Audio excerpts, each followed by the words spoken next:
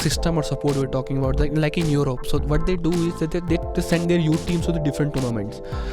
We had tournament, we closed them. We could have made them like under 19 or under 21 or under 18 or under 15, so that we can invite European clubs also. We can invite Indian clubs to send their teams. Like Subroto Cup has, I think, done good, but might be not structure.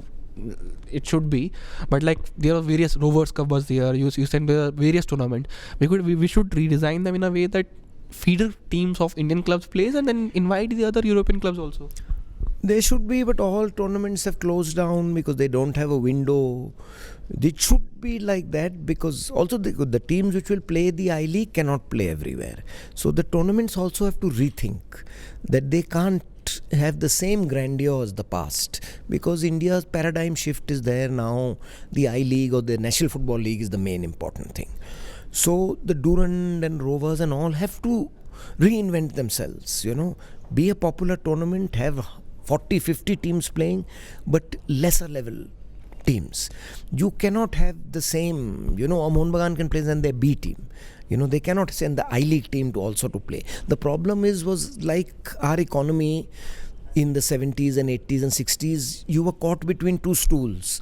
There was one part was socialist, the other part we always had a very strong capitalist structure.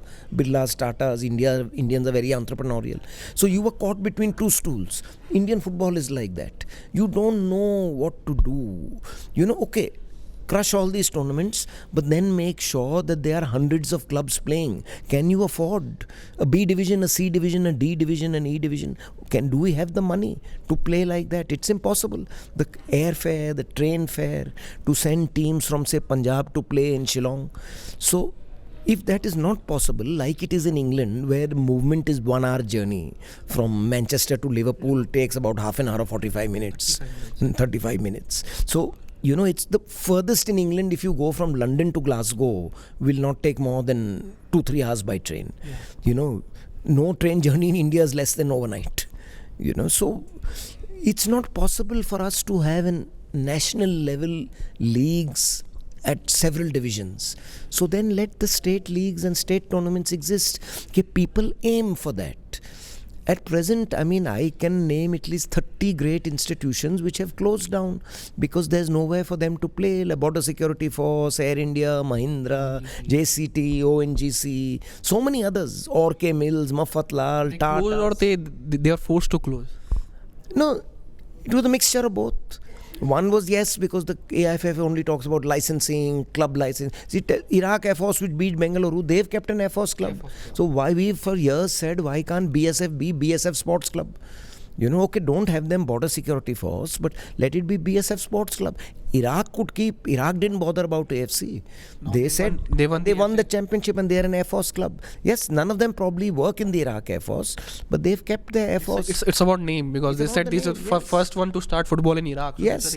Why not? So we could have also retained that. We tried to please every foreign official. You see, the thing is, it's a very complex thing. FIFA has also just looked upon India as a market. All this thing of FIFA supporting India is just a thing. FIFA looks upon India as a big market. That is their only interest. This is Europe is saturated. Europe population is declining year by year because they have smaller families. So there is a limit they have reached. Africa doesn't have the riches. Everywhere it's reached saturation point. India and China now are the big. Or Southeast Asia, you get Thailand, Indonesia. But they have limited population. What India has, none of those countries have. So FIFA is always all the time talking about India, sleeping giant, passionate giant. 10 years later, somebody will come and say something else. A waking giant. But no, the giant is still not woken. I have heard these foreign coaches first started coming with the 1982 Asian Games, Dietmar FIFA. Nehru Cup and Asian Games. He was there. He was a technical director. PK Banerjee was the national coach. He also said the same thing. Lot of skill, lot of good players. The current coach also says the same. ISL coaches also say the same. We have heard that for the last 30-40 years. But the so-called that level, the players we had in the early 80s, we don't have in 2016. So they are just making polite noises to keep us happy. See, ultimately you have to solve your own problems. Neither FIFA is going to do anything for you. No country has won a World Cup with a foreign coach. Foreign coach is a professional. He comes there, he gives his expertise. Some have done well. Bob Houghton, I thought, was very successful. Milovan Saric was very good. Some have done well. Some good club. Ashley Westwood is brilliant. What he did for Bengaluru, nobody has done. There have been some good foreign coaches. Coach also needs support from management. So which Ashley Westwood got? From Bengaluru. Yes. Full credit to Bengaluru is the most professional club they have shown. So, but Ashley himself also put his heart and soul in it. We saw the way he worked. So you use their expertise, but you don't have to follow everything which they said. Our structure we understand better. Some foreigner coming from outside does not understand India. On this point, people talk about Ashley Westwood. Everybody talks about it. How many knows that Bengaluru FC Indian players were not signed by Ashley Westwood? It was signed by Pradyum Reddy. So he was the man behind who got the Indian players from Sri Lanka like Eugene, Maya Ralte, all the players from the Northeast. He got them on board.